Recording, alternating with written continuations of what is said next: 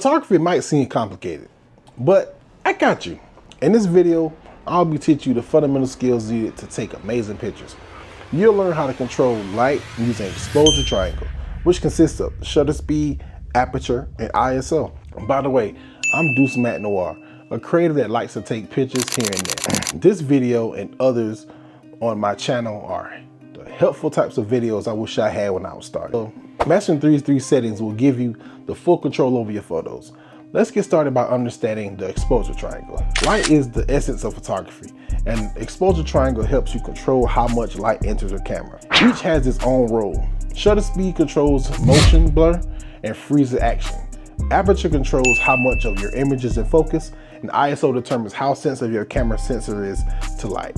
All three settings working together to create a well-exposed image. Shutter speed mainly freezes or blurs motion. Shutter speed is how long your camera shutter stays open, allowing the light to hit the sensor. It's measured in fractions of a second, like 1/250, 1/500, or 1/1000. Here's why it matters.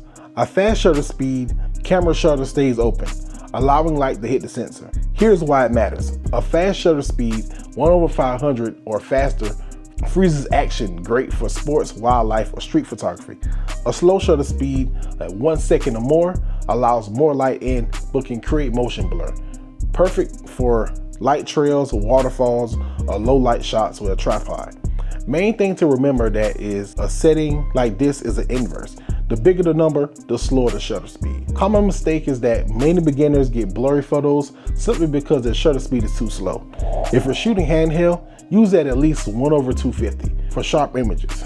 Aperture controls depth of field. Aperture refers to the opening inside your lens that controls how much light enters. It's measured in f-stops, such as f1.4, f2.8, f16. Aperture also controls depth of field, or how much of the scene is in focus. A wide aperture, below f-stop, like f1.4, lets in more light and creates blurry background for your subject to stand out. It's great for portraits. A narrow aperture, which is a high f-stop, like f8 or f16, keeps more in focus. Ideal for landscapes and architecture. Quick tip, if you're shooting in low light, use a wider aperture, lower f-stop number to get more light without increasing the ISO. Thirdly, but not last, ISO. It brightens the image at a cost. ISO controls how sensitive your camera sensor is to light.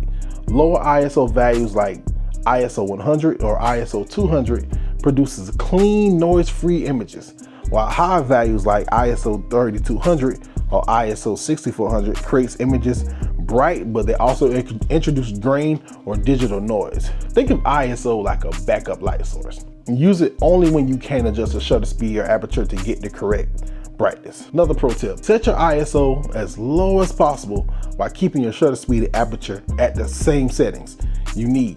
If your camera allows it, try auto ISO with set maximum limits to keep noise under control. Now let's bring it all together and how to adjust your settings. When I take a photo, I adjust my settings in this order. Shutter speed, do you want to freeze action or allow motion blur? Aperture, do you need a sharp background or a blurred one? ISO, only increase it if the image still is too dark. Example scenarios, for portraits, start off with 1.8, 250 shutter speed and ISO 100. For landscapes, start off with f11, 1/100 and ISO 100. For sports, start off with f4, 1/1000 and ISO 400. Now for night photography, try 2.8, 2-second shutter speed and ISO 1600. A tripod is recommended. If your image is too bright, use a faster shutter speed or a higher aperture.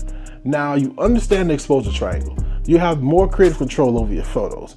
Remember, fast shutter speed, freeze motion, slow shutter speed, blurs motion. Wide aperture, low f-stop number, blur background. Narrow aperture, high f-stop number, everything in focus. Low ISO, clean image, high ISO, more brightness but more noise. If this video helped, comment and subscribe for more photography and creative tips, because I for sure want you to come along with this journey with me. If you capture something amazing, tag me on Instagram. I want to see what type of shots you're working on. Now grab your camera and get experimenting. Go get to it.